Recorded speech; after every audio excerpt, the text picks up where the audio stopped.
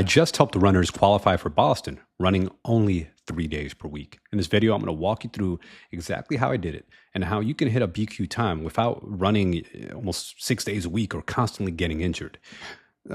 So a big problem I noticed that most runners believe that the only way to qualify for Boston is to run more, right? More miles, more days, more grind. And I see this all the time as a physical therapist and run coach. And runners would follow a generic marathon training plan, run 6 days a week, and stack mileage on already tired legs. And what happens? They plateau, or worse, they get injured. Things like shin splints, runner's knees, Achilles pain, right? I've seen all sorts of injuries here.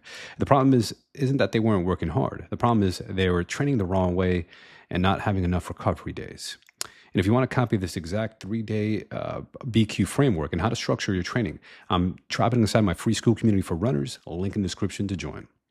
So the steps to BQ on just 3 runs per week. Well, let's starts with a mindset shift from thinking that more is always better, right? This idea that you need more days, more miles. The biggest shift that you don't need to do more running. You typically, right?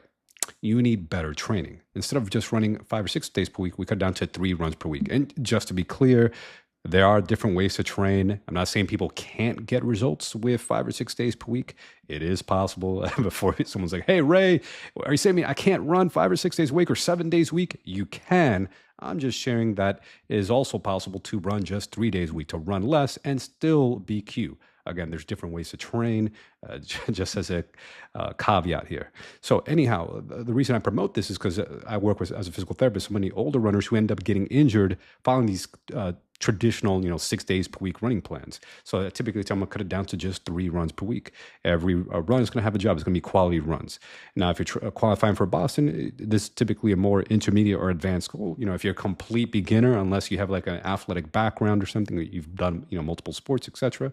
To help complete beginners, focus on the run walk method, easy runs, etc. to build up your aerobic base. But now, if you're more intermediate or advanced, the 3 quality runs I recommend are speed run, is to build up your VO2 max. Think about like track repeats, tempo run, either at sub threshold or at threshold, your lactate threshold, to build up your fatigue resistance. And so you could hold your race pace for longer, and then long runs to just build up your aerobic endurance, usually done at easy paces, but some segments are also done at your marathon pace, your goal pace. Tips, but if you notice in this 3 run per week framework, there's not the additional days what some people call recovery runs. And unfortunately, many runners tend to run the recovery runs too hard, and they're counterintuitive, so they're being overly fatigued. And I call those type of runs junk miles, when they're just causing excessive fatigue on the body and just causing you to potentially develop like an overuse running injury.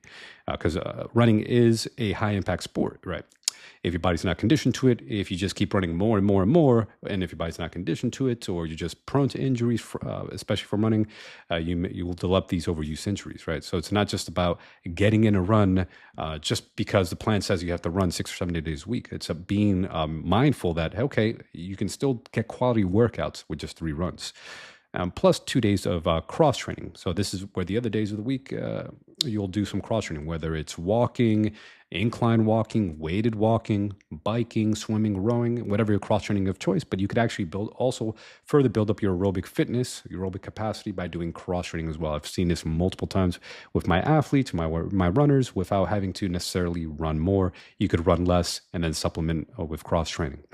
And we're also going to talk about the other thing in a moment here. Monitor intensity. Most runners think that they're doing this, but they're not. Actually running the easy days, actually easy. Running your hard days, actually hard. Right? Use pace, use RPE effort scale, use heart rate, or even use a power meter. You could actually attach a power meter to your shoe. A common mistake I see is that runners run kind of hard every day. So they're kind of running most of the runs, they're not running hard enough on the actual speed workout days, and then they're running kind of hard on the easy days. And this is also going to typically will lead to people developing overuse injuries as well if you're cutting hard and then trying to do this, again, multiple days of the week. Right? Again, it's better to be intentional about your runs and actually do it at the correct intensity that you want to for the attributes that you're trying to train for. Otherwise, if you just keep running kind of hard all the time, the gray zone, that's the worst place to be. With the 3 run per week model, I recommend you recover better, you perform better on the key workouts, and you actually get faster. And then replace some of the mileage with strength training. And this is where most runners mess up. They either don't strength train at all, or they think strength training is optional, or they tend to do just light weights, high repetition work, and it's not right. It's going to be quality strength training to actually improve your running performance. Right, we focus on 2 to 3 strength sessions per week is what I recommend for my athletes. A low volume, high intensity, typically single sets of fatigue, unless you have weak links, then we may do multiple sets if you have like certain weak links in your body. But instead of wasting time like doing, either 4 sets of 10 with just 10-pound dumbbells or 20 pounds on the leg press, we make it efficient and effective. All right, so this builds stronger muscles, more durable joints, better force production, which translates to faster running, right? You can run faster for longer. This is where I've seen athletes who are able to swap out like 30% of their mileage with strength training and actually get faster. I know it's counterintuitive because so many coaches, maybe so many run coaches tell me, oh no, the only way to get better at running is high mileage, high volume running. There used to be a coach, I'm not going to tell you what university they were at, but a coach who I knew kind of secondhand who would actually train their athletes with just high mileage. And sure, they were able to run, but they were not as doing as well as they could be. And I've actually worked with some of their athletes separately to implement strength training, and they actually improve their speed by doing the quality strength training, even despite their collegiate athletes and having run since they're young kids. Anyhow, strength exercise I recommend, things like deadlift, squat, lunges, hip thrusters, Bulgarian split squats, calf raises. You could do these with barbells, dumbbells, even heavy resistance bands. There's different variations. There are different types of exercise, but you could see here, these are the type of exercise I recommend. And also, some days you do them heavy, some days you do them quickly for speed. There's different ways to actually train strength. But in general, being a stronger runner is also going to make you a faster runner and help you BQ. And then explosive training. This is one of the missing links. All right? So many runners don't even realize that they also need power. If you want to run faster, not only do you need strength, but you also need power, the ability to generate force quickly, rate of force development. So we had things like box jumps, plyometrics, lateral bounds, doing speed focus lift, the speed squat, speed deadlift. And this improves your stride efficiency, helps you run faster without more mileage. Right? Big fan of doing like box jumps and then increasing the box height as you get stronger, right? Maybe start with like a 12-inch box and you go to like an 18-inch box and so forth. You can even do this with weights too. You can actually do a weighted box jump as well as you become more advanced. But there's different ways to program jumping and plyometrics. But this is one of the other key factors that actually makes you a faster, more resilient runner.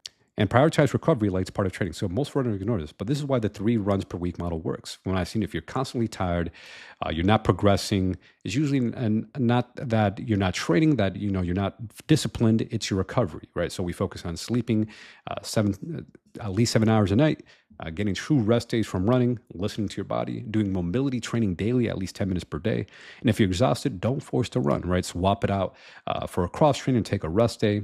Otherwise, when you keep like trying to push through, ignore pain, this is how those nagging aches and pains become full-blown injuries, just ignoring pain or trying to push through the pain.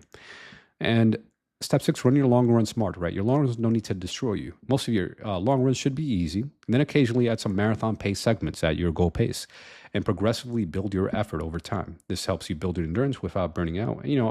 Follow a smart 3 run per week marathon training plan, especially to help you BQ, and you'll progress in a safe and intelligent manner where you're not making big jumps in your long run mileage, because that's another risk factor for injury. When you in the past 30 days, if it's a big jump, let's say you're running like a 12-mile long run, then you jump all the way up to a 16-mile long run, right? You want to gradually, like the 10%, increase in the long run mileage. The next step is fuel like someone who is training for a marathon. This is where a lot of runners fall short. Is also proper fueling, right? Even for the Boston qualifier, just like any other marathon, you want to have enough fuel in your body when you try to run a Boston qualifier marathon. So during your training, and especially during the race, you want to consume either 30, 60, or 90 grams of carbs per hour. Some people like to split it up where they sip or eat some of the gel every 15 or 30 minutes. Some people like to kind of gulp it down in the hour or by mile markers, etc. There's different strategies, of course, but hydrate consistently, get enough sodium or electrolytes, and most importantly, practice this during your training, right? You don't just want to figure out on the actual race day or the day you're trying to BQ, but also practicing on the long runs leading up to your BQ race.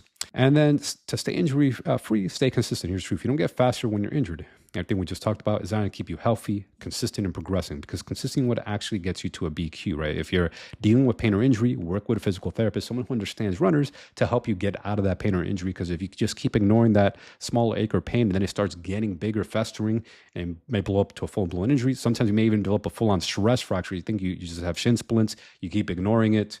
So if you're dealing with pain or injury, get help, especially if it's been, lasting and lingering more than a week or two.